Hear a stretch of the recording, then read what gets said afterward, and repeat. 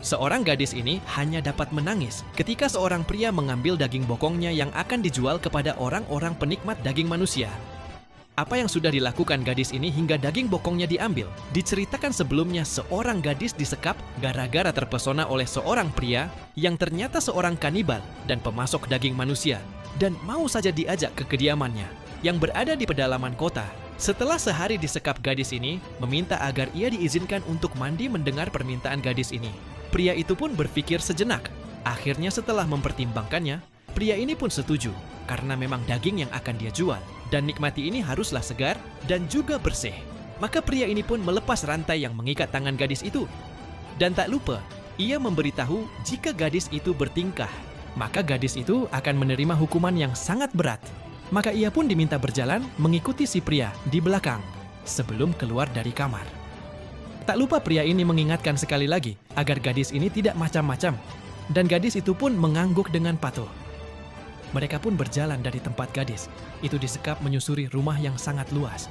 Ini mata gadis ini selalu memperhatikan tiap area yang dilewati, dan mereka akan menaiki tangga yang jadi pemisah. Antara tempat penyekapan dan rumah si pria, ia pun masuk ke area rumahnya dan berjalan menyusuri lorong-lorong. Di lorong-lorong itu terdapat beberapa jendela dan juga lukisan di dinding mata. Gadis itu pun terus mencari-cari, kira-kira adakah jalan keluar baginya jika ada kesempatan untuk kabur, sampai akhirnya ia melihat ada satu jendela yang terbuka dan di depannya juga ada tembok bata. Karena perasaan ingin kabur yang sangat kuat, ia pun menendang pria itu dan akan melompat ke jendela. Namun ia tak memikirkan kalau tenaganya tentu tidak akan kuat melawan seorang pria. Alhasil pria itu pun marah dan memukul kepala gadis itu hingga ia pun pingsan beberapa saat. Setelahnya pria itu sudah di suatu ruangan dengan pakaian operasinya dan sedang menyiapkan peralatan bedah. Dan di sana tampak gadis tadi terbaring dengan posisi tengkurap dan pria itu sedang melakukan sesuatu.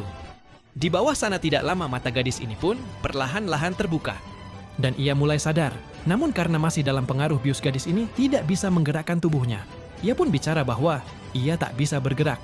Pria itu mengatakan tentu saja tak bisa karena pria itu memberikannya epidural supaya gadis ini tak merasakan apa-apa. Dengan susah payah ia bertanya, apa yang pria itu lakukan? Pria itu mengatakan sedang mengambil daging bokong gadis itu. Pria itu melakukannya sambil bernyanyi-nyanyi, seolah yang dilakukannya sangatlah wajar.